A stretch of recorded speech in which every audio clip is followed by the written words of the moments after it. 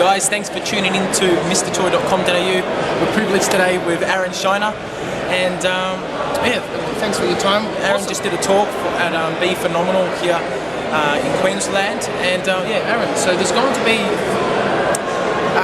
newbies watching this. Yep. What advice would you give a newbie entering the business? Look, first thing for me, if I was entering this business today, I would, from my experiences, I would treat every customer like they're going to be with you for life, right? The first 3 years in the industry, the word settlement, I'd sell the house, the property would settle, I'd get paid, and I was like, hey, the transaction is finished, the property is now settled, and now I'm on to the next customer. And I never stayed in contact with my past clients. I never stayed in contact with my past purchases.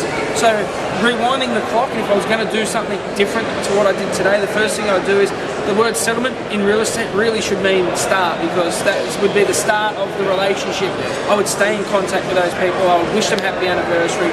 I would send them anniversary letters. That would be the thing. It took me 3 years to figure just that out, to say, hey, after you sell a property, that's not the end, that's the beginning of where you want to service that person and be of value and add value to the transaction. So that's 10 years sneaks up on you, and if you did it, oh my goodness. Well, that's the thing, and I ask senior agents all the time, like, if you'd stayed in contact with every person you'd ever sold a property to, or ever done an appraisal for, where would your business be? What would it look like? And they're like, it'd be out of this world. It's sort of like, well, why wouldn't you want to stay in contact with somebody that you've sold a house to? You like them, they know you, you know them. So it's easier to talk to that person than it is to go out and try and knock on a cold door and talk to somebody else.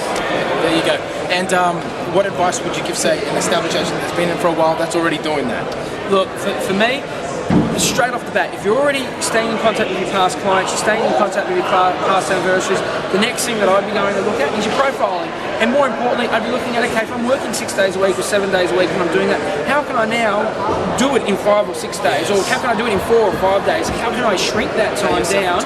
And how can I make it more effective? How can I make it more efficient? How can I go back and look at the current systems that I've got? Let it be, my standard operating procedures. I call it my DNA of my business. All my follow-up strategies, all my promotional strategies. How can I increase the effectiveness? Or how can I get through more in less time and be more effective, so I can get this thing, time back while still maintaining or increasing the results. That's money, enjoy life. And have a bit of enjoy it. Yeah, 100%. It's interesting. Well, a lot of people have said that with interviewing all the $1 million agents that are here, and they're all saying the same thing. So there's something in that for you. I know you did kind of touch on it anyway, but if you could meet yourself again, 11 years in the business, 10 years in the business, what would you say to yourself?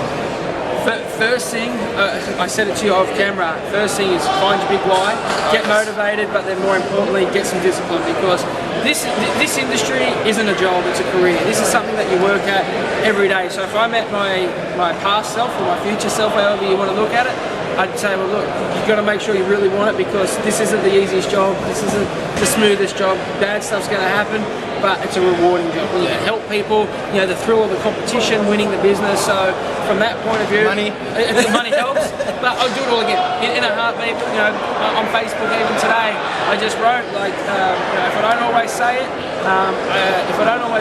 and I don't always tell you how much I appreciate you, then I thank you. And that wasn't to anybody in specific. That was just straight how good and how many opportunities real estate has given me over the years, and where it's taken my life. I'm sitting on stage with you now doing this, right? And real estate isn't a job, it's a career, and you do it and you chase it, you're passionate about it. It's awesome where it takes you. So it's awesome. Alright, a few more things. What should You've answered, I suppose, what you need to have in a top sales consultant. I was going to ask that question, but you've just answered that anyway, so perfect. What should a top sales consultant look for in a principal? Alright, so here's the thing. We're at this seminar today, right? Be Phenomenal. There's heaps of ideas going around. If it be from myself, or Matt, or Tom, or Eric, or Glenn, or whoever it is. First and foremost, I've always had a principal that was supportive. So for me, that was the biggest thing. So I get all these ideas, and they're sort of like, and that saying is, if it's meant to be, it's up to me. Nobody's going to do it for you. So if you're sitting there going, well, I'm waiting for my principal to do it, don't wait for your principal to do it. This is your paycheck, this is your job, this is your life, this is your career. You go and do it. But what I loved about my principals, they weren't going to make me rich. They weren't going to wake up and say, well, here's some listings for you. That's up for me to do. But one thing that they did do for me was support me. So I go to a seminar like this, go and take notes, go and get ideas, I go back and implement. They don't sit there with their arms crossed going, that's not going to work and that's not going to work. They'd say, well, we can't wait to see what's going to happen from here. So being in a supportive office for me, it was always critical. And again, but you know, it's a support network, but the one thing is, no one's going to do it for you. Don't wait for your principal to go and get a database. Don't wait for your principal to go and book you into training. Don't wait for any of that stuff.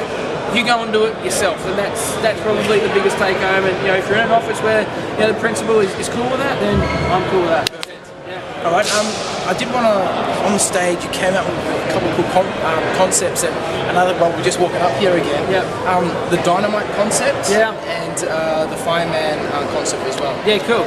So, you know, we've all been to a seminar where a guru says, hey, you should have an ideal day.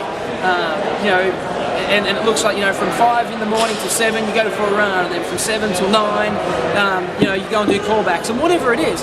And I've done that. I've gone to the sessions and I've bought the CDs and they've said go and have an ideal day, and I stack my day up to what it would look like. And then the first day it's come to implementation time, it's sort of like, well, I get busy. Like, you know, someone walks in and says, hey, I want to you know, I need to talk to you about the house, or a valuer needs to get through a property, or a pest inspection needs to happen, or something happens. And then, you know, in the afternoon session, you know, a buyer walks in and wants to see some property. So all of a sudden, this list of this ideal day that I had planned didn't actually come to fruition, right? So my ideal day now, I ask myself, what does a 10 out of 10 day look like? What does my perfect day in real estate look like?